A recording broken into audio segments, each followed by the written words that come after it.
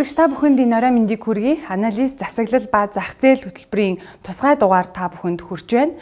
Тэгэхээр бид хэвлэл мэдээллийн 7 редакцтай хамтран та бүхэнд агуулгуудаа хүргэж байгаа. Энэ удаагийн дугаарыг тусгайлан та бүхэнд ялангуяа бодлого тодорхойлогчид, бизнес эрхлэгчид, шинжээч экспертүүдийн шийдэлд хөтлөх чиглэлээр илүүтэй анхаарч нийгмийн даатгалын реформ, нийгмийн хамгааллын тогтолцооны шинжилгээний асуудлыг хөндөж та бүхэнд хүргэхээр бэлтгээд байна. Тэгэхээр бид тусгай дугаартаа өнөөдөр гэр бүл хөдөлмөр нийгмийн хамгааллын сайд, инх хамгааллын сайд, за мөн залуу судлаачдын дэмжих сангийн тэргүүн эдийн засагч жаргал сайхан гог тусгаалan урьж байна. Их баярлалаа та бүхэнд цаг гарган тогтолцооны шинжилгээний асуудлаар байр суурь илэрхийлэхээр хүрэлцэн ирсэнд. Тэгэхээр улс төрийн орчин бол докторгүй юм шүү дээ. За өнөөдөр төрийн байгуулалтын байнгын хороо их хурлын чуулганаар шинэ ерөнхий сайдын томилгооны асуудлаар хилцэж байна. Яг энэ нийгмийн хамгааллын салбарт сүүлийн 4 жилийн хугацаанд 5 сайд солигдсон байна. Тэгэхээр өнгөрсөн жилүүдэд буцаад хараад үзэхээр альва хуулийн төсөөл шинэ өөрчлөлтийг санаачлахдаа яг тогтолцоогоор нь цогцоор нь танилцуулсан уу гэдэг дээр бол олон нийт маш шүүмжлэлтэй байгаа юм. Тэгэхээр энэ утгаараа яг энэ хаврын чуулганаар хамгийн их олон нийтийн хүлээлтэд ороод байгаа зүйл бол энэ тэтгэврийн реформ, нийгмийн даатгалын реформ, энэ нь өөрөө бусад хуулиудтай яаж уялдах гихчлэн ийм одоо хүлээлт бол үүсээд байгаа л да. Тэгэхээр дараагийн засгийн газарт та байх эсхээс үл хамааран энэ шинжилэл урагшлах уу гэдэг дээр таас байр суурь илэрхийлж. Тэгэхээр саяын одоо огцорсон 2 эрдний одоо засгийн газар бол үндсэндээ одоо яг хүний хөгжлийн хувьд бол хамгийн их том зорилтыг тавьсан засгийн газар шүү дээ. Юу гэхээр одоо ядуурлыг 2 дахин бууруулна, тийм ээ. Хүний хөгжлийн индексийг одоо 10 байраар одоо урагшлуулна, тийм ээ. За тэгээд мэдээж нэг хүнд ногдох дотоодын нөхцөлийг яг $10,000 хүргэнэ гэдэг. За энэ бол одоо хүний хөгжлийн индекс гэдэг бол өөрөө угаасаа эрүүл мэндийн тусламж үйлчилгээний чанар үйлчилгээний асуудал, боловсролын үйлчилгээний чанар хүртээмжийн асуудал тийм Монгол хүний орлогын асуудал. Одоо ийм том зорилтуудыг зорилт тавих нэг өөр, хамгийн гол нь зорилтод хүрэхэд бол бид нар томоохон реформ бодлогоцооны шинжилэл хийх хэрэгтэй. Ингэж энэ зорилт биелэгдэнэ гэсэн үг шүү дээ. Тэгэхээр 14 том мега төсөлийг зарлахаас гадна 14 том одоо бодлогын реформ шинжилэлийг бид нар хамтдаа зарласан ерөнхий засгийн газар. За энэ 14 том бодлогын шинжиллийн хамгийн цөмд нь бол хүний хөгжлийн одоо бодлого буюу за одоо ингээд нийгмийн даатгал тэтгэврийн реформын шинжиллийн асуудлууд тийм ээ, халамжийн тогтолцооны одоо шинжиллийн асуудлууд, хөдөлмөр эрхлэлтийн тогтолцооны шинжиллийн асуудлууд. За Монгол улс анх удаа одоо хөдөлмөр нийгмийн хамгааллын яамыг гэр бүл хөдөлмөр нийгмийн хамгааллын яам болгож цаашдаа Монгол улсын одоо гэр бүл хүн ам зүйн бодлогыг бол тогтолцооных нь хувьд гэр бүл зориулсан одоо ийм бодлого явуулах хэрэгтэй юм байна гэдгийг ингээд төлөвлөсөн ийм одоо бүтэц зохион байгуулалтуудыг хийгээд улсын хурлаар хөтөлбөрөөр батлуулаад 10 сар л ажиллалаа шүү дээ. За тэгэхээр 10 сарын хугацаанд бол бид нар одоо яг юу хийж амжуулсан бэ? Тэр чинь манай салбар одоо юу хийж амжуулсан бэ гэхээр яг энэ цаашдаа Монгол улсад энэ нийгмийн хамгааллын тогтолцоо гэдэг өөрөө яг ямар тогтолцоо байх хэрэгтэй юм бэ гэдэг тогтолцооныхоо одоо зураглалуудыг нэгдүгээрт гаргаж чадсан. За хоёрдугаарт бол өнгөрсөн хугацаанд өнгөрсөн 30 жилийн хугацаанд энэ Монголын төрөөс одоо ядуурлыг бууруулах тийм ээ. Энэ ажилгүйдлийг одоо бууруулах чиглэл, хүн амын өсгөх одоо бодлого чиглэл одоо яг энэ явуулсан нийгмийн халамжийн гэдэг юм нийгмийн хамгааллын хөтөлбөрүүд аль нь яг эзнээ болсон, аль нь яг эзнээ болоогүй гэдэг дээр юм системийн шинжилгээ анализуудыг хийлгэсэн байна. Тэгээ өнөөдөр одоо бас манай нэвтрүүлэгтэн жаргал сайхан захиралнаас урагдаж оролцож байна. Маргааш бид нар улсын хурал дээр одоо яг энэ өнгөрсөн хугацаанд одоо 6-8 сарын хугацаанд одоо тус солиушн энэ системийн анализ гэдэг компанитай хамтарсан Монгол улсын нийгмийн хамгааллын тогтолцоонд хийсэн одоо системийн шинжилгээ анализуудаа танилцуулж энэ дээр үндэслэж бид нар энэ 7 хуулийг бид нар өнөөдөр боловсруулад улсын хурлд одоо өргөн барихаар бэлэн болгосон байна. Тэгээд энэ улсын хурлаар босоод авах хэрэгтэй. Улсын хурлаар батлагдчихэж ард иргэдийн өмнө өнөөдрийн энэ хавтгаарсан халамжийн асуудлууд, тийм хөдөлмөр эрхлэлтийн асуудлууд, нийгмийн хамгааллын тогтолцооны асуудлууд гэх мэтлэнгээр энэ суур Монгол улсын нийгмийн суур асуудлуудыг одоо шийдэх ийм эрх зүйн шинжилэл бол одоо зайлшгүй доктортой байдлыг шаарддаг. Одоо энэ эрх зүйн шинжилэл гэдэг дээр за шинэ засгийн газар гарч ирээд хамгийн түрүүнд одоо татврын реформ хийн гэд зарлалчаад байхад одоо тустай гишүүд маань санаачилж орж ирдэг ч юм уу те заалт бүрээр нь салгаад орж ирдэг ч юм уу. Таны хувьд системийн шинжилгээ хийж байх явцад энэ эрх зүйн орчны хамгийн гол алдааг ер нь юу гэж оншилсан бэ?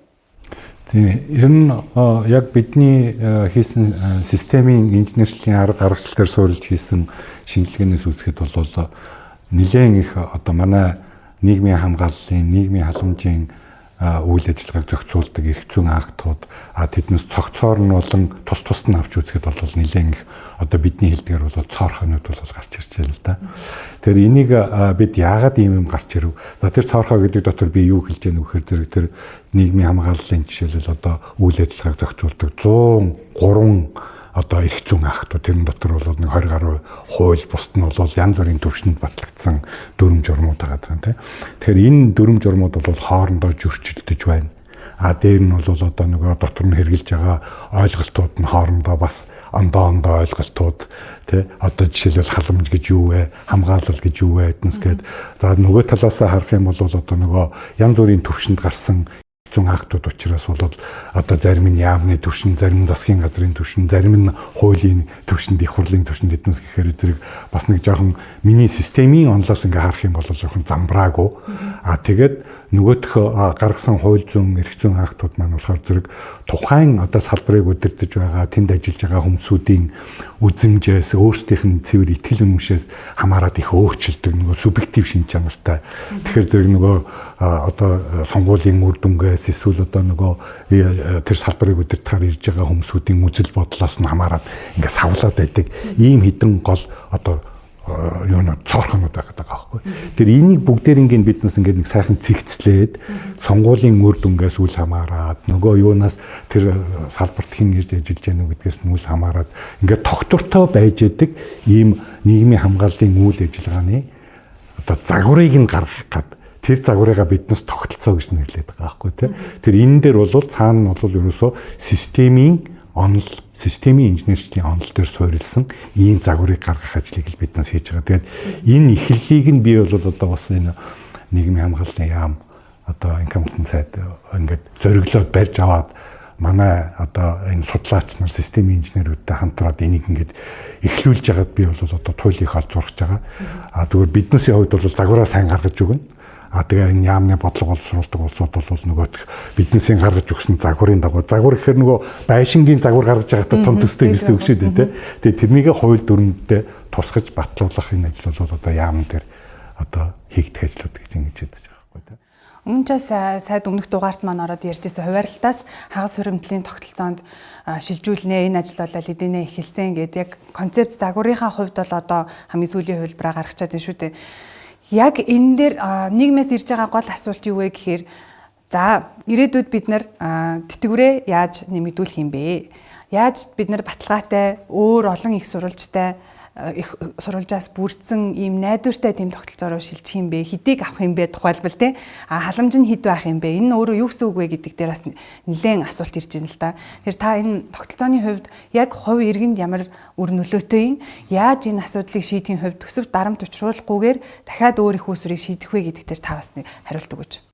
Тэгэхээр өнөөдөр бид нар тус солиушнтай өнгөрсөн 6 сарын хугацаанд ажилласны өнөөдрийн давуу тал бол бид нар маш том тогтолцоогоо нэгдүгээрт Монгол улсын нийгмийн хамгааллын тогтолцоо гэдэг өөрөө яг ямар тогтолцоо байх юм гэдэг маш их ойлгомжтой болгож авлаа шүү дээ. Тэгээд газрын зураглалаа маш ойлгомжтой болгож авлаа. Одоо манай яам ч өөрөө яг хүүхд эхийн эвлэлд олдохоос ахуулаад одоо энэ хорвоогоос явах хамгийн сүүлд оршуулгын зардлын нөгөөд ингээд хорвоогоос үүддэг энэ хүний амьдралын бүтэн циклэр нь одоо ингээд нийгмийн үйлчлэгийг одоо үзүүлдэг одоо ийм бодлогын яам шүү дээ. Тэгэхээр үндсэндээ бол одоо яг хүүхд одоо эхийн хэвлээд олдоход тийм ээ кредитний мөнгнөөс ахуулаад за хүүхд төрөхөд одоо хүүхд төрсний дараах тийм ээ тэтгэвэр тэгээд нөгөө манай ард түмний хэлж нар нөгөө цалинтай ээж гэдэг нэг шүүмжилт агуулдаг одоо яг үнэхээр цалинтай ээж хөтөлбөргүүл бас биш тэгэхээр хөтөлбөр мөн үгүй бас мөн гэхдээ энэ яг үнэхээр цалинтай ээж юм уу эсвэл үнэхээр одоо тэр хүүхдээ өсөхд итгэмж юм уу тийм их мэтлэнгээр ингээд хүний одоо амьдралын бүх мөчлөгдөр яг нийгмийн халамж нь өнөөдөр яг ямар төвшөнд ямар зорилттой бүлэглүүгээ байх юм. Нийгмийн хамгаалал буюу одоо эрүүл мэндийн даатгалын одоо тогтолцоо, үртэмж, өгөөжийн асуудал тийм. За нийгмийн даатгал гэж бид нар ярьдаг. Нийгмийн даатгалын одоо аль наснаас хамрагдаж тийм ямар өгөөж аль насандаа илүү хүртэх юм. Хүн өөрөө насан туршдаа нийгмийн даатгалын шимтгэлээ төснийхөө өрөөгөөжийг тэр болгон хүртэж чадахгүй. Шодрог бус тогтолцоо болсон тийм. Нэг хэсэг нь насан туршдаа шимтгэл төлж одоо тэтгэврээ тогтоолгодог. Нөгөө хэсэг нь бол одоо зарим нэгэн одоо популист хуулийн юугаар шимэгчилж одоо бусдынхаа төлсөн шимтгэлээс өнгөлтөө нөхцөлтэй тэтгэврт гардаг. Өнөөдөр одоо жишээ нь юу гэдгийг яг энэ тэтгэврт гарч байгаа тэтгэвэр тогтоолгож байгаа 4 хүний нэг нь хөнгөлтэй нөхцөлөөр төр тогтоолгож байна шүү дээ. Тийм. ийм шудраг бас тогтолцоо байж болохгүй гэж. Тэгэхээр ингээд энэ хүрээндээ яг хүний эхийн хэвлэлд болтгоос ахвалаад энэ хорвоос явах хүртэлх одоо энэ үндсэн хуулиар олгогдсон одоо энэ эрхээ эдлэх тийм ээ. Энэ эрхээ эдлэхэд нь одоо тэр халамжийн тогтолцоо нийгмийн одоо хамгааллын тогтолцоонууд нь яг зөв өгөөжтэй зорилттой бүлэгдээ хүрсэн тэрэндээ хүмүүс сэтгэл хангалуун байдаг. Энэ тогтолцоог л бид нар хийхийг одоо системийн том шинжилэл гэж харж байгаа шүү дээ. Энийг л одоо реформ гэж харж байгаа тийм. Чухал үнцэг хэллээ. Жаргал сайхан гоос хэлсэн. Яг юуг нь халамж гэж үзэх юм? Яавал шудраг гэж үзэх юм? Одоо жишээлбэл за малчид дээр гарч байгаа асуудал бол за Улаанбаатар хотын иргэд те яагаад бид нар малчтын нийгмийн даатгалыг төлөх ёстой юм бэ? Яагаад малчтан чөлөөлөх ёстой юм бэ? За халамж гэж тооцвол юуг нь халамж гэж тооцох юм бэ? Хүүхдийн мөнгийг яг ямар үзэл санаагаар өгөх юм бэ? Хүний эрхийн аль залтуудтай нь эсвэл үндсэн хуулийн аль залтуудтай нь уягдаж орж ирд юм бэ гэх мэтчлийн нийгмийн ойлголтын хүлээлтийн зөрүүнүүд маш их байдаг шүү дээ.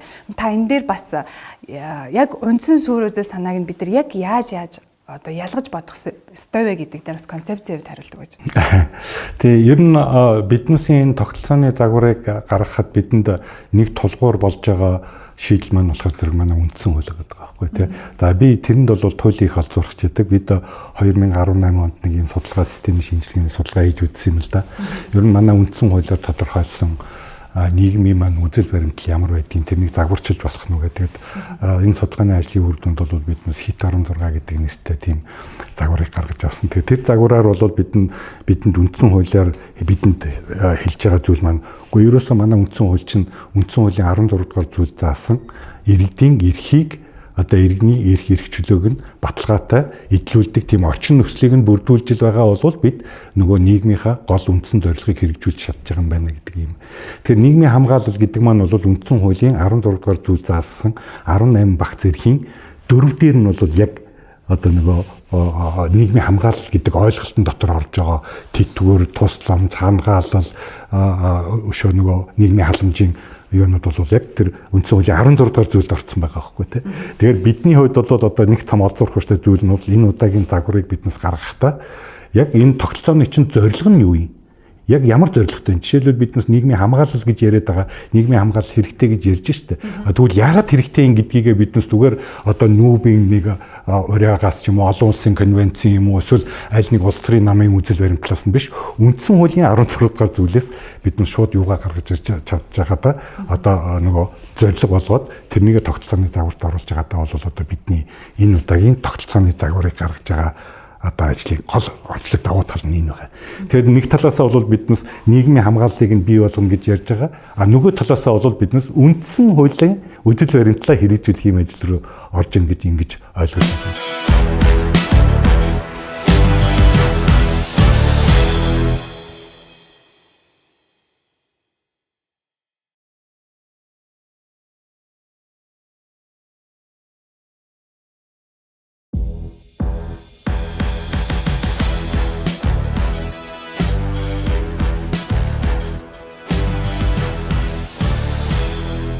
Цаг өөрчлөхийн тулд зайлшгүй мөнгөн дүн санхүүгийн механизмтай шууд холбогдно. Тэг яг олон нийтийн дууддаг ийм ойлголт байна. Ерөөсөө л нийгмийн даатгалын сан одоо манай энэ нийгмийн хамгаалалттай холбоотой сангууд бүгдээрээ дампуурчихсан. Юу ч байхгүй хоосон одоо цөлөмчгсөн те өмнөх Чингис хаан банк, Капитал банк тэргүүтэй энэ хэрэгүүдтэй холбоотой. Сүүлийн үед гарч байгаа мэдээллүүдийг би бас шалгалаа. Хуримтлалын нэрийн данстай болсон байна. 200 гаруй тэрбум төгрөгтэй боддоор цугларсан байна. Мөн энэ сангийн чөлөөлт үлдэгдлийг дахин өвөөжтэй хэлбэрээр байршуулахын тулд арилжааны банкудад ингээд шилжүүлсэн байна те. Ингээд өөрөөрөө мөнгө нь одоо өсөх юм боломжийг гаргасан байна гэдэг ч юм уу. Яг энэ хагас хуримтлалын тогтолцоонд шилжихэд санхүүгийн хувьд ямар шийдлүүд, мөнгөн дүнгийн хувьд ямар шийдлүүд хэрэгтэй байгааг энэ чиглэлд эхнээсээ яг юу нь аль хуультайгаа холбогдож ингэж босч ирэхээр байгаа вэ? Тэгэхээр энэ нийгмийн даатгалын сан болвол маш том сан шүү дээ. Энэ бол дампуураагүй. Өнөөдөр нийгмийн даатгалын сангийн орлого бол 5.6 их 80 төгрөг гэдэг бол бараг улсын төсвийн 5.1-тэй тэнцэх хэмжээний ийм мөнгө хөрөнгийг хуримтлалыг ард иргэд маань аж ахуйн нэгжүүд маань одоо төвлөрүүлдэг. Өнөөдөр аж ахуйн нэгж нэг 60-аас 70 за 70 орчим мянган аж ахуйн нэгжүүд бол нэг 2.7 их 80-ыг төвлөрүүлдэг. 1.1 сая иргэд маань бол өөрсдөө нийгмийн даатгалын 8.5%-ийнхаа югаар бол дахиад нэг 2.7 их 80-ыг адилхан. Яг эндээс 5.8 их найдын орлого төвлөрөөд тэгээд эргээд 500 гаруй мянган хүнд бид нар тэтгэвэр тэтгэмж тавьж байгаа маш том сан шүү дээ. Тэгээд яг хөө өнгөрсөн хугацаанд энэ сан дээр одоо ачаалал ирсэн үгүүд ирсэн. Тэрнээс дампуурах хэмжээнд бол хүрээгүй. Дахиж Монгол улсад тэр нь яг энэ өнөөдрийн бий болгоцсон байж байгаа энэ 5.1 их найдын эргэлт хийдэг, энэ хоримтлал хийдэг ийм сан хизээч ямар ч хувийн компани үүсгэж чадахгүй маш их цаг хугацаа орно. Тийм учраас одоо бид нар дунд урт хугацаанд энэ нийгмийн даатгалын сан одоо алдагдлыг нэмж байгаа, ачаал нэмж байгаа одоо энэ зүйлүүдээ л бид нар бодлогын хувьд цэгцлэх ёстой гэж би харж байгаа. Тийм ээ. Тэгэхгүй бол юу гэдэг энэ сан гэдэг нэг 150 тэрбум төгрөгийг одоо алдаад би 150 тэрбум гэж хэлж байгаа шүү. Энэ их мөнгө. Гэхдээ манай нийгмийн даатгалын сангийн өнөөдрийн 5.6 их найдын орлоготой харьцуулахад бол бага мөнгө. Тэгэхээр 150 тэрбумыг одоо арилжааны банкнд одоо алдсан учраас энэ сан алдагдлалд ороод дампуурчлаа гэж ерөөсөй ойлгож болохгүй. Өнөөдөр 506 мянган хүний тэтгэвэр тэтгэмжийг тавиад явж шүү дээ. Нэг ч тэтгэвэр нэгж өдрөөр хоошилдгүй үсттэй. Тэгээд тэтгэврийн сан мөнгөгүй болчихлоо. Эсвэл тэтгэврийн сан дампуурсан бол 506 мянган тэтгэвэр тэтгэмж авахгүй шүү дээ. Тэтгэврийн сан дампуурсан бол жилд төрж байгаа 50-60 мянган эхчүүд маань декретний мөнгө авахгүй, тийм ээ. Одоо хөөх төсөгч асарж байгаа энэ асрамжийнхаа тэтгэврийг авахгүй. Өнөөдрийн нийгмийн даатгалын сан дампуурсан бол өнөөдрийн хөгжлийн бэрхшээлтэй иргэд байгаа халамжийн тэтгэвэр авч байгаа 90 мянган иргэдийн маань халамжийн тэтгэврээ бид нар тавьж чадахгүй, тийм ээ. Өнөөдрийн нийгмийн даатгалын сан дампуурсан байгаа бол одоо үйлдвэрлэлийн бас мөрөстэй шалтгааллах өвчнөөс одоо жил бүхэн нэг 7-8 мянган хүн дээр эрсдэл гардаг. Энэний мөнгийг өгч чадахгүй. Өнөөдөр нийгмийн даатгалын сан дампуурсан болвол жил бүхэн одоо 30-аад мянган хүн ажилгүйдлийн даатгалын сангаас одоо ажилгүй болсон улсууд энэ даатгалыг авдаг, тийм ээ. Тэгвэл энийг өгч чадахгүй. Тэгээ ийм энгийн ойлголт байгаа хгүй. Тийм учраас энэ сан дампуурахгүй. Энэ санг хамгийн гол нь дунд урт хугацаанд яавал одоо тогтвортой бас энэ санд хоримтлал хийж байгаа. Энд чинь нөгөө нийгмийн даатгалын шимтгэлэгт чинь татвар биш байхгүй юу? Энд чинь ирээдүйд би тэтгэвэр авна гэж хоримтлал хийж байгаа. Тэр энэ хоримтлалыг иргэдийн төлж байгаа 8.5, ажил олгогчдын төлж байгаа 8.5-ыг яаж ажил олгогчдод нөгөөжтэй болох вэ? Яаж иргэдэд нөгөөжтэй байх вэ гэдэг бодлогын шинжилгэүүдийг л бид нар хийх ёстой байна. Өнгөрсөн хугацаанд дээр яагаад энэ ачаал энэ сан дээр ачаал дэрсэн юм бэ гэхээр ерөөсөө ингээд ийм тэгш бус нөхцөл байдлыг олон хуулиар өгсөн байхгүй. Өнөөдөр нэг хэсэг нь шударга төлж явдаг, нийгмийн даатгалын шимтгэлийг шударга төлж явдаг. Нөгөө хэсэг нь дундаас нь орж ирээд одоо юу гэдэг нь 5 жил хамгийн өндөр нийгмийн даатгалын шимтгэл төлөөд насаараа өндөр тэтгэвэр авдаг. Эсвэл одоо хуулийн үйлчлэлээр 5 жилийн өмнө бусдаас илүү тэтгэвэрт гардаг. Эсвэл 4 одоо тэтгэвэр тогтоочийн нэг нь хөнгөлтөө нөхцлөөр тэтгэвэр тогтоолгочоор энэ нийгмийн даатгалын сан дээр чинь миний яриад байгаа 5.6 их найдын алдагдал үүрх ачаалал ирсэн байхгүй. Тэгэхээр энийгээ бид нар өмнө гарсан энэ алдаануудаа энэ олон хөнгөлтөө нөхцлүүд өнөөдөр би зөвхөн ганцхан жишээд ордог л да. Монгол улсад өнөөдөр яг Ямат гэж ярьдаг үндэсний ажил мэргэжлийн тодорхойлолт дээр 4700 орчим ажил мэргэжил байхад бараг үндсэндээ нөгөө хөнгөлтөө нөхцлөөр гаргаж байгаа ажил мэргэжлийн ажил 1500 болсон байхгүй. 4 ажилтны одоо нэг нь ингээ хөнгөлтөө нөхцлөөр ийм байдлаар бид нар ингээд маш их олон хөнгөлтүүд авсан учраас ард иргэд маань өнөөдөр шударга хэсэг хүсэж байгаа шүү дээ, тийм ээ. Тэгэхээр энийг бол ингээ бид нар тогтолцооны шинжилгээ гэж харж байгаа. Ингэж бид нар нийгмийн даатгалын сангаа дунд бол урт хугацаанд тогтвортой авч байгаа. Тэгээ мэдээж одоо нэрийн дансанд 70 оноос хойш төрсэн хүмүүсийн бид нар бодиттой хоримтлуудыг 4 хүртэл хувийг бодиттой хоримтл болгоно. За энийгээ бид нар хувийн тэтгэврийн санал менежментийн хэлэхтэй шилжүүлэх өгөөжийг нүрдэх. Тэр хүн магадгүй ирээдүйд өөрийнхөө төлж байгаа шимтгэлийнхаа 4 төр хоримтлалыг бол аль тэтгэврийн сангаар удирдуулах уу гэдэг тэр хүн өөрөө одоо сонгодог болох. Гэх мэтлэнгээр энэ зүйлийг одоо хийж өгөхөд бол илүү ард иргэдийн маань ихтгэл үнэмшил сэргэх. Тийм ээ энэ даатгалын сан маань илүү дунд урт хугацаанд ашигтай ажиллах хэрэгтэй байхгүй. Ганцхан бид нар банкн дээр хадгалуулчаад хүлээгээ суугаад байж болохгүй шүү дээ. Хөрөнгөний зах зээл гэдэг одоо маш том асар их олон одоо санхүүгийн хэрэгслүүд өгөөжүүд урт хугацааны хөрөнгө оруулагч чинь ерөөсөө энэ тэтгэврийн сан байхгүй юу? Аль ч улсад байдаг тийм. Тэгэхээр энэ зүйлүүдийг бид нар нэгдүгээр хийж өгөх хэрэгтэй. За хоёрдугаар бид нар халамж гэж яриад хавтгаар сан халамж болчлоо. Улсын төсвөөс маш их халамжинд их мөнгө зарж байна. Өнөөдөр сүүлийн ядуурл сүүлийн 30 жилд 30% дандаа л нэг сая орчим 900 эд мянган хүнд ядуул байгаад байдаг.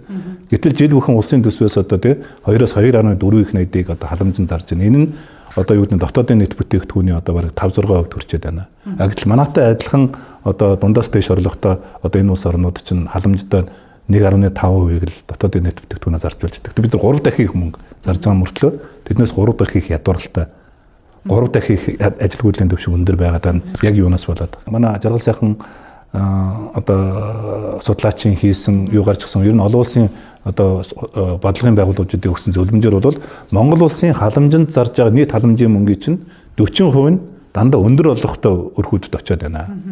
Халамж авах шаардлагагүй өндөр орлоготой өрхөд халамжин зарж байгаа сая төгрөгийг чинь би жишээ авч ярьж сая төгрөгийг чинь 400 мянган тэр өрхөд очиод байна гэдэг шүү дээ. Уг нь бол энэ сая төгрөг чинь яг тэр халамж хэрэгтэй нөгөө 40% лугаал хүрэлцээтэй хэмжээнд хүрэх хэрэгтэй байхгүй. Жишээ нь хүүхдийн мөнгө бол хавтгаагаараа 100 мянга байх хэрэгтэй мó.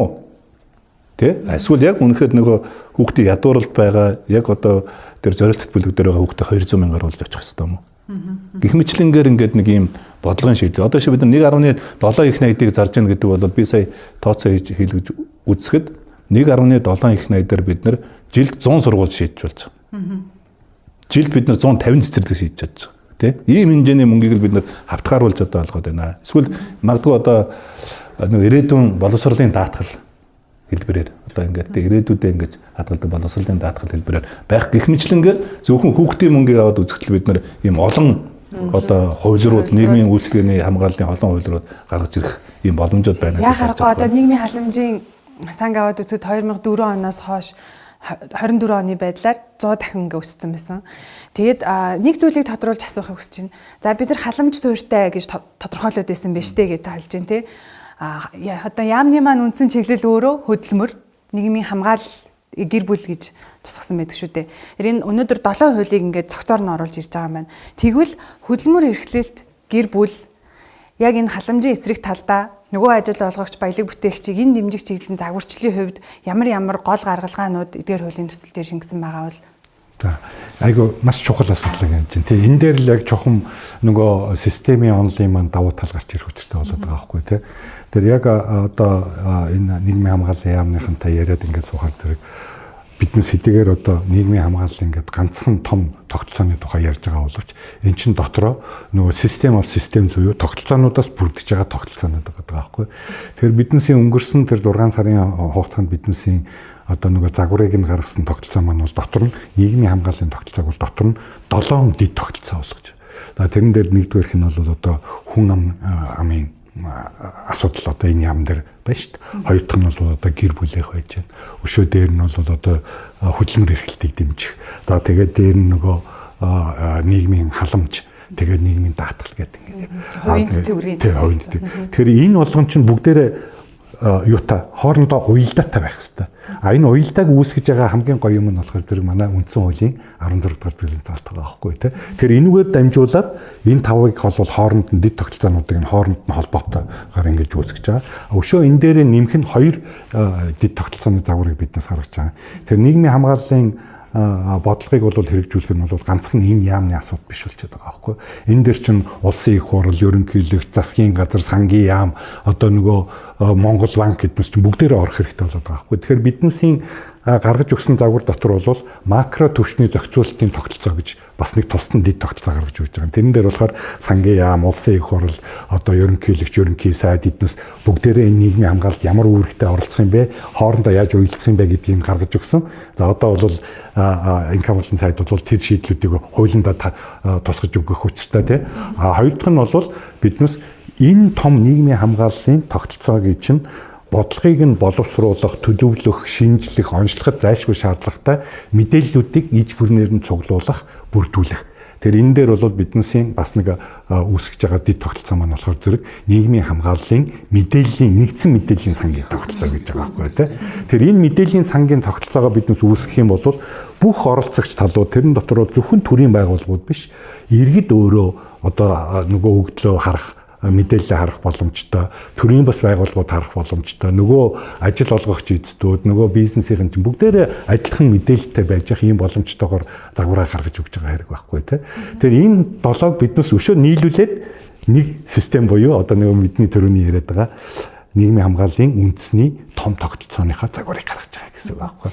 Энэ тэр гэр бүлийн тухай хууль дээр за яг хуу наана өнгөцгөн харагдаж байгаа зүйл нь за гэр бүлийн ёс зүйн хариуцлага гэдэг тэр залтуудыг харж байгаа шиг. Ингээд цогцоор нь харахаар e-family гэдэг ч юм уу те яг юм дата AI суурьтай бүтэн зургаар нурт хугацааны бодлого харах нь бол оношлох тэр нэг суурийг бүрдүүлэх гэдэг нь шүү дээ. Яг энэ дээр гэр бүлийн хөрөнгө санхүүгээр нь дэмжих гэдэг ч юм уу. Энэ дататай холбогдсон ямар гол залтууд тусгагдсан байгаа бол. За тэгэхээр ер нь яг өмнө бол энэ гэр бүл хүн ам зүйн бодлогууд бол их салангад их явсан юм байна. За одоо шинэ хөдөлмөр эрхлэлтийн бодлого гэхэд гэр бүлээс суурьтай гэхээсээ илүү одоо ахмадуудын хөдөлмөр эрхлэлт, хөгжлийн бэрхшээлт, иргэдийн хөдөлмөр эрхлэлт гэдэг. Гэтэл Нэг хөгжлийн бэрхшээлтэй иргэнтэй өөрөх айлд ямар асуудал зовлон бэрхшээлүүд тохиолддог вэ гэдэг тэр талаас ерөөсөө тийм арж одоо чадаагүй тий. Ингээд дандаа юм салангад явсан учраас одоо бид нар системийнхаа нэг юм шинжилгээ хийлгээд хүнээр бол одоо бид нар чинь бүтэн биений онцлогоонд орчиж байгаа гэсэн үг шүү дээ. Ямраагаар харуулад одоо эхогоор харуулад ингээд хаана одоо өвчин энэ эмгүүд нь хаанаага эргэтнүүд нь хаанаага гэдэг нэг онцлоо шүү дээ. Хаана хавдар байгаа юм хаана болчиход байгаа. Энийг бүгднийг оншоо тавиулаад одоо тэг энийг эмчлэх ийм аргаар одоо эмчлэх хэрэгтэй юм байна гэдэг энэ зүйлүүдийг маш тодорхой болчихж байгаа учраас бид нар бол маш их ихтгэл үнэмшилтэй болж байгаа байхгүй тий. Тэгэхээр энэ дээр үнэлээд одоо шинэ гэр бүлийг дэмжих тухай хууль гэж Монгол улсад анх удаа хуультай болгож байна. Өмнө нь бол ганцхан гэр бүлийн тухай хууль байсан бол одоо бид нар гэр бүлийн тухай хууль нь илүү одоо эрх зүйн үр дагавартай хуулиудаа гэр бүлийн тухай хуулиараа авч явъя.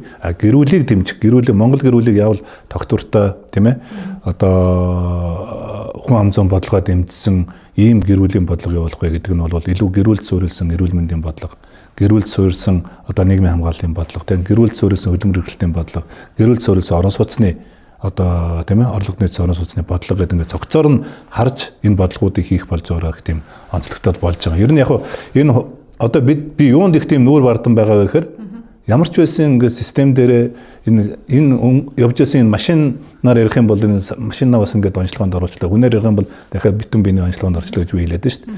Тэгээ хаана юун араашууд нь юун дээр гацаад байсан гэдэг гацаануудаа одоо олоод харцсан учраас энэ гацаануудаа арилгаад хоорондынх нь уялдааг нь ингээд хангаад ингээд явах юм боломжуудыг өнөөдөр гаргачлаа. Зөвхөн гэр бүлийн дэмжих тухай хуулийг бид нар одоо өргөн барихад яагаад ер нь би энэ 7 хуулийг одоо өргөн барьж байгаа юм бэ гэдэг асуудал. Яг зэрэг өргөн барьж байгаа юм. Жи хоорондоо юм уялдаатай эрх зүйн том тогтолцооны шинжилэлд ярьж байгаа байхгүй. Нийгмийн халамжийн одоо багц хуулийг өргөн барьж.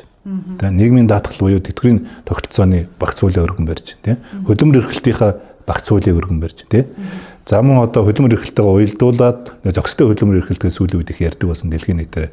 Яавал хүн одоо аюулгүй ажлын байран дээр ажиллаж явах хэрэгтэй гэдэг үйлдвэрлэлээ бас өрсөлдөж шалтгаалж өвчин буюу манайхны ярьдгаар хөдөлмөрийн аюулгүй байдал, хөдөлмөрийн эрүүл мэндийн тухай хуулийн асуудал маш том тогтолцооны асуудал, энэ тогтолцооны асуудал.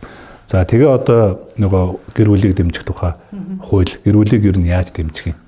Тэгээ гэр бүлийн доктортой байдал, за ажил амьдралын одоо баталгаа хангах, тий аль үед нь амарч явах юм, аль үед нь одоо аав нь чөлөө авч явах, аль үед нь ээж нь чөлөө авч явах, одоо олон хүүхэдтэй гэр бүлд нөгөө нь ипотекийн 6% зээл чинь одоо тэрмүү ээлжинд олдох юм уу, олдохгүй юм уу, тийм ээ? Урьдчилгаа төлбөрүүд нь яг ямар байх юм? Гэх мэтлэнгээр ингээд Монгол гэр бүлд одоо тулгамдж байгаа бүх асуудлуудыг одоо зэгцээр нь шийдэж чадаж, харж чадсан учраас одоо бид нар ингээд ийм тогтолцооны 7 том хуулиудаа л өргөн барьж байгаа гэсэн үг шүү дээ.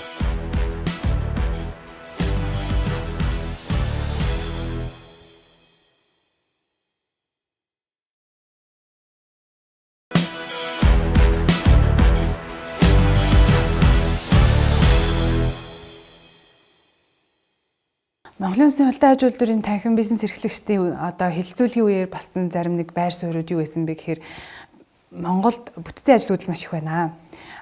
Улирлын шин чанартаагаар ажлын байрны доголдол их үүсэж байна.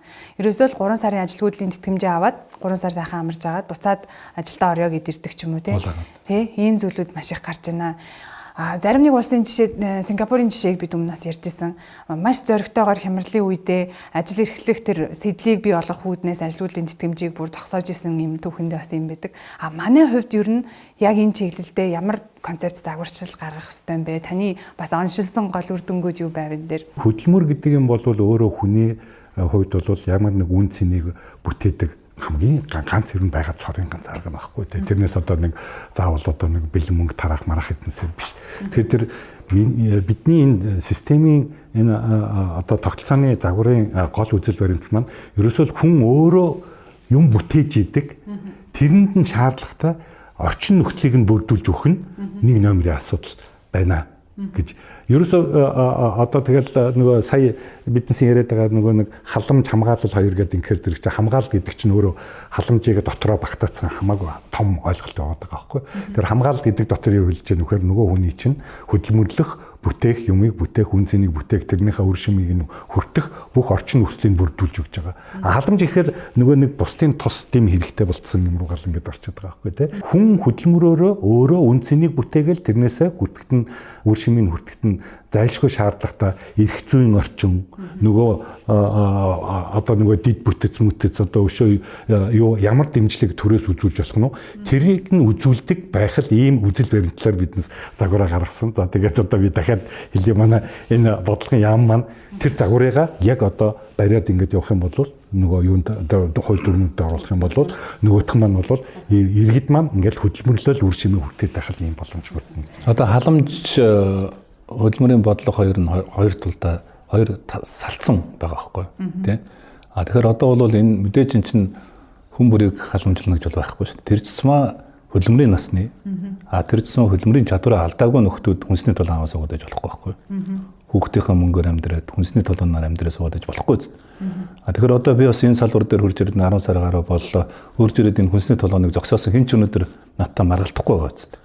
Өнөөдөр Монгол улсын 330 сумаас одоо хүнсний толгой авахаа боллоо гэж зарласан 110 сум ба шүү дээ. 3 сарын нэг нь 3 сумын нэг нь хүнсний толгой авахаа болцсон байна. 200 намайг ажил авахад 280 мянган хүн хүнсний толгой авдаг байсан. Одоо насан турсан 50 хүрэхгүй мянга хүүхэд нэг 40 гаруй мянган хүүхэд л хүнсний толгойд одоо амрагдчихж шүү дээ.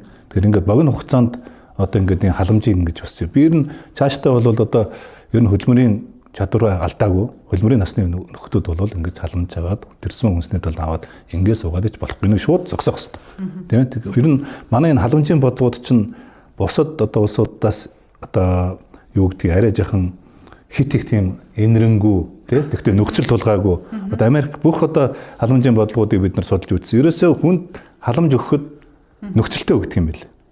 Чи үнэхээр хөдөлмөрийн насны хүн хөдөлмөр чадвар чанд байгаа учраас тэдэн сарын дотор л чи яг ийм халамжийг авах шүү, хүнсний толгойн авах шүү. Тэдэн сарын дараа дотор бид нар чамд ийм ур чадварыг эзэмшүүлэн чамайг ийм ажлын байран дээр жуучлана. За чи ингээд амьдрал аваад явна шүү гэдэг л юм тавьж байгаа байхгүй. Тэгвэл одоо энэ чинь Монгол улс чинь хамгийн их сэтгэл зовоож байгаа зүйл бол үе дамцсан ядуурлал гарч ирж шүү дээ одоо. Аав ээж нь насаараа халамжинд байсан. Одоо өрөө хүүхдүүд нь дахиад халамжинд ордог. Олон хүүхэдтэй болоод ингээд тий өөрөө ажил хөдөлмөрөөр сонирхолгүй болоод тэгсэн мөртөө хөдөлмөрийн чадвартай. Тэгсэн мөртөө хөдөлмөрийн насны тий. Одоо энэ үе залхамжилсан ядуурл гарч ирнэ гэдэг бол энэ нийгэмд бол хамгийн аюултай үзэгдэл шүү дээ тий. Тэгэхээр одоо энэ үе залхамжилсан ядуурл энэ хүүхдийн ядуурл одоо бид нар ядуурл гэж ерөөсөө ерөнхий ярих болёо. Ер нь дэлхийн улс орнууд одоо энэ ядуурлыг хэмждэг энэ хэмжүүрийн зэгцийг өөрчлөгдсөн юм байна. Тэгэхээр одоо бид нар чинь хүн амын одоо 30% ядуу амьдарч байна 900 гаруй мянган ядуу амьдарч байна гэдэг. Гэхдээ тэр нөхдүүдийн чи хэдэн үнэхээр одоо хөдөлмөрийн насны хөдөлмөрлөх чадвартай нөхдүүдийн ядуугийн тоонд ороод ингэж яваад байгаа юм бэ тий. А яг үнэхээр хэдэн өнөөдөр яг тэр хүн амын эмзэг бүлэг байгаа юм бэ гэдэг их хөгжил их тоонуудаа бид нар одоо нэг болох хэрэгтэй гэж ойлгож байгаа. Түрүүн таас хөдөлмөрийн зах зээлийн тухай хөндөг шиг боллоо. Одоо бид нар ингээ хамтарч ажиллаж ижил энэ системдээ анализ онцлогоо хийлгэж ажил ойлголоо шүү дээ. Өнөөдөр Монгол улсад одоо ингээд нийтээр нь халамж тараагаад хүмүүс ингээ хөдөлмөрлөх сонирхолгүй болсон байна гэсэн нэг өнгөцгөн ойлголттой бид нар яваад байдаг шүү дээ. А тийм ойлголт бий. А тийм үзэгдэл биегүй л бий. А гэхдээ өнөөдөр яагаад Монгол улсад өнөөдөр хөдөлмөрийн одоо ажил хүчний хомсдол бий болсон юм бэ? Хоёрхан шалтгаан байна. Нэгд нь бол ерөөс 2005 оны хооронд 15 жилийн хугацаанд бид нар өнөөдөр хөдөлмөрийн зах зээл дээр одоо ажиллаж явах хэрэгтэй нэг 25-аас 30 насны залуучууд бага төрөлтийн үед бид нар 2005 оны хооронд жил бүхэн 20-30 мянган хүүхдийнхаа төрөх боломжийг алдсан. А эн чинь өнөөдөр ингээд нэг нийт тоогоор бол одоо барь 300-аад мянган одоо хөдөлмөрийн насны дээр ажиллаж хөдөлмөрлж явах хэрэгтэй энэ хүн амынхаа боломжийг өнөөдөр алдсан байхгүй. Дахиад дээр нь гадагшаа гарцсан 200 мянга байна тий. Ингээд 500 мянга. Гэтэл Монголын хөдөлмөрийн зах зээл 1.2 сая. 1.2 сая хүн хөдөлмөрлж байгаа хөдөлмөрийн зах зээл дээрээс 500 мянган хүн ингээ согт утчгаар эн чинь одоо бодтойгоор хөдөлмөрийн ажил хүчний хомсдол бий болно үстэй. Энэ нэгдүгээр шалтгаан. Хоёрдугаарт нь одоо бол яг нэг хөдөлмөрийн зах зээл боловсролын зах зээл дээр бид нөгөө ур чадварын эрэлт хэрэгцээг ажилгүйчдийн өсөж байгаа ур чадварыг энд мэргэжлийн боловсролын дээд боловсрол нь олгож чадахгүй байгаа шүү дээ. Тэр энэс болж нөгөө skill gap гэж ярьж байгаа. Одоо тэр ур чадварын gap-ууд тий. За 3 дугаарт бол мэдээж тэр цалин өс бүтээмжийн асуудал гэсэн ийм л одоо 3 шалтгаанаас бол өнөөдөр хөдөлмөрийн зах зээл дээр үүсэж байгаа энэ хомсдлын асуудлууд, ажил хөдөлмөр хүртэх сонирхолгүй байгаа асуудлууд, цалин байгаа асуудлууд тий. Ажлын байрууд нь эрсдэлтэй ажлын байрууд дээр одоо онцлогдож байгаа энэ асуудлууд бас ингээл ийм л нөхцөл байдал бий болсон байгаа байхгүй.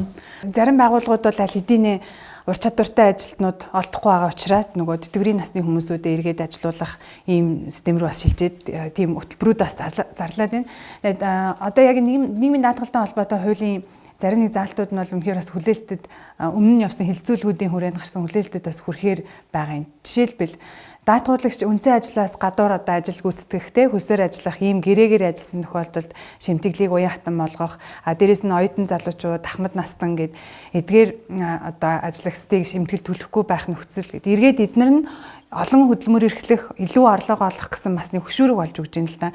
Тэгэхээр одоо хамгийн сүүлийн үеийн хуулийн төслийн энэ чиглэлийн хувилбаруудыг бас та олон нийтэд илүү дэлгэрэнгүй танилцуулах гоё. Яг хоо энэ нийгмийн даатгалын шимтгэл тэтгэврийн одоо реформ гэхэр нэг шимтгэл буух юм шиг нэг ойлгоод байгаа.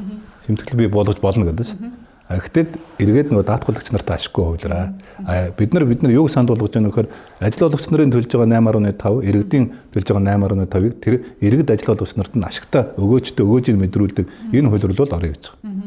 За тэгэхээр мэдээж одоо нэг хөдөлмөрийн зах зээл дээр тодорхой ажил хүчний хомсдол бий болсон учраас бид нар энэ тэтгэврийн насны хүмүүс, энэ оюутан залуучуудыг одоо ажил хөдөлмөр эрхлэх энэ үеэр энэ бодлогоор бол одоо энэ нийгмийн даатгалынхаа тогтолцоогоор ингээд дэмжих хэрэгтэй гэж ойлгож байна. Тэр хүрээндээ одоо юу гэдэг өнөөдөр ажилгүйдлийн одоо энэ ажил олгогчдын өмнө тулгамдж байгаа асуудлууд байна шүү дээ. Энэ хөлсөөр ажил одоо хүн чинь ингээд тогтмол ажил хийхгүй шүү дээ.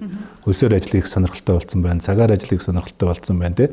Тэр ийм гэрээнүүд хийхэд ингээд гэрээ бүрээс нь ингээд нийгмийн даатгалын шимтгэлгээд аваад идэг бас ийм ажил олгогч нар дээр юм ачаал байна. За энийг ерөөсөө нэг л гэрээнээс нь авдаг болёо.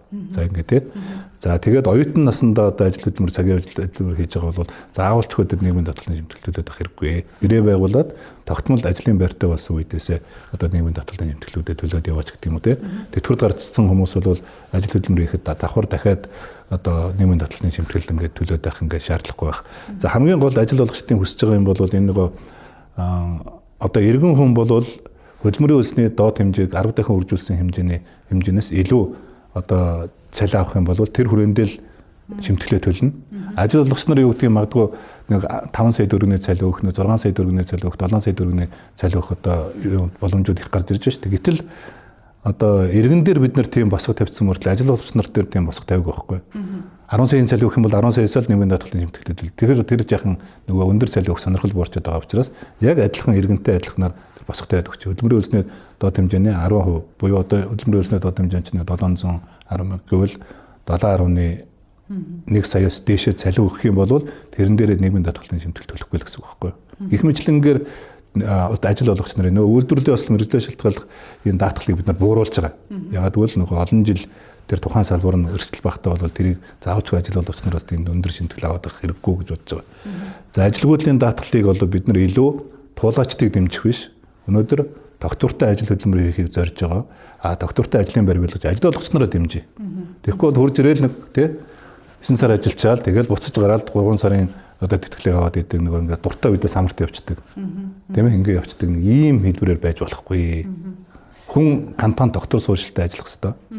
Тэр хүнээ доктор суурьшилтай ажиллаж байгаа тэр компани ажил олгогч баялаг бүтээгч нарыг дэмжсэн юм тогтолцоо л одоо шилжүүлээ л гэж хараад байгаа хгүй. Ер нь бол одоо ингээд энэ нийгмийн даатгалын энэ тогтолцооны шинжилэл мэдээж хийгдчихсэн өмнө тодорхой хийгдчихсэн. Гэхдээ дандаа юм гал унтрааж ирсэн байхгүй юу?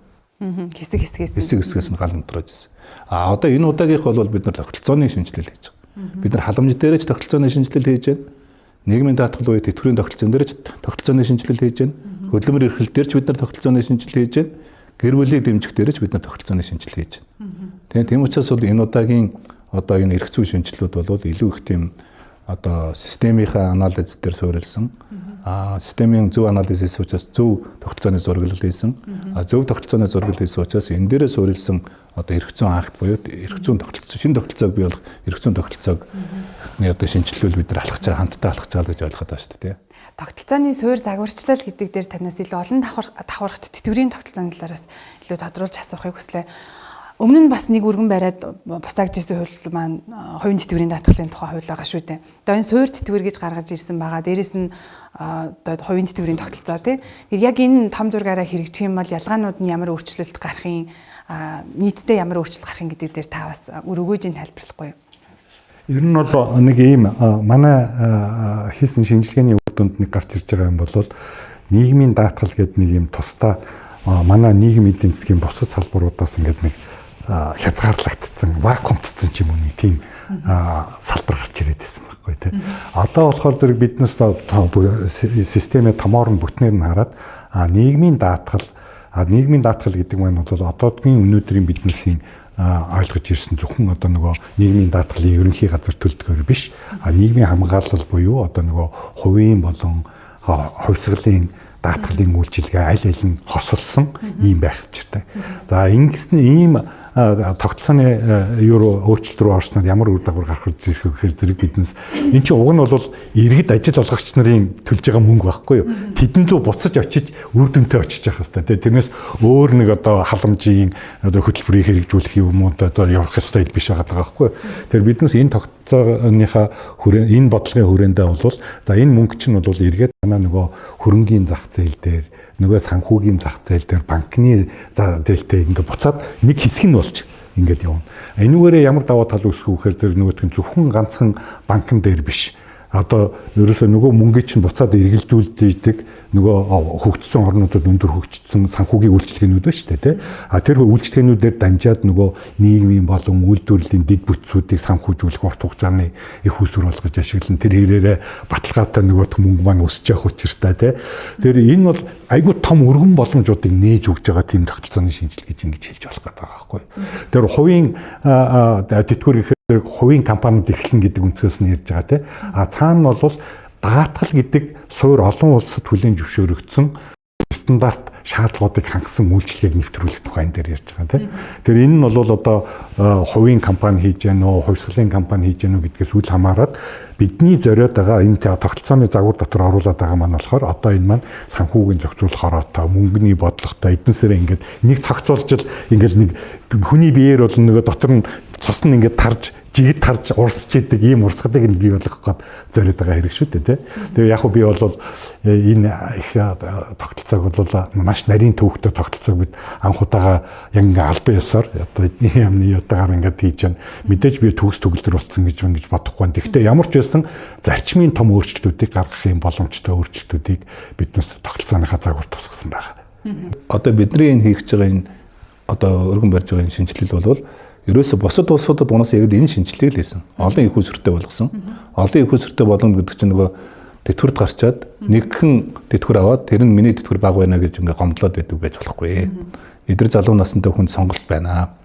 Компанитайгаа нийлээд, байгууллагатайгаа нийлээд хувийн хоригдлын одоо хоримтлаа үүсгээд, дундын хоримтлал үүсгээд нэг хувийн тэтгэвртэй болж байна, тий. За хоёрт нь одоо энэ явж байгаа шимтгэлээ төлөөд тий. Тэндээсээ тэтгэврт 3 дугаарт нь бид нэ суур тэтгэврийн тогтолцоо оруулж ирж тий. Тэр ийм 3 их усүр хамгийн багадаа зарим улс төр 4 5 их усүрч байгаа. Эхлээд 3 их усүрээс тэтгэвэр авдаг болоод эхлэх юм бол ард иргэд маань бас нэг жаахан амьдралдаа өрхүүц юм тэтгэвртийн нийгмийн баталгаатай болно гэдэг энэ зүйлүүд нь бодитойгоор бий болно.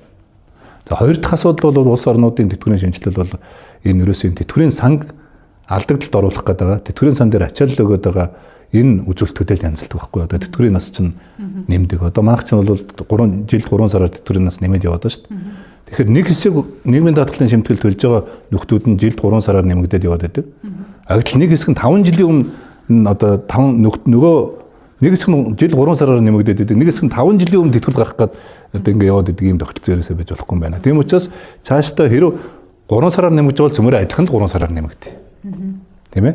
Гэх мэтлэнгээр одоо ингээд нэг ийм нөгөө нийгмийн даатгалын сан дээр ачаал өгöd байдаг. Энэ ачааллуудаа янзалдаг. Энийг л ерөөсөө нэгдүгээрт нь тогтолцооны шинжилэл, хоёрдугаарт нь параметрын шинжилэл гэж нэрлэдэг юм байлээ. Энэ юугаараа иргэдэд ачаал өгөлттэй юм бол нэгдүгээрт олон давхар буюу тэтгэврт гараад олон их усээс тэтгэврт авах тогтолцоо шилжиж байна. Хоёрдугаарт нөгөө иргэдийн санаа зовоод идэг нийгмийн даатгалын сан чинь дампуурахгүй, алдагдлалд орохгүй, урт дунд хугацаанд өгөөжөө өгдөг ийм сан болох. Ийм л асуудал. Нэг нь сангийн менежментийн асуудал, нөгөөх нь иргэдийн одоо сонголтын олон их усээс тэтгэвэр авах. Энийг л бид тэтгэврийн шинжилгээ гэж хараад байна шүү дээ.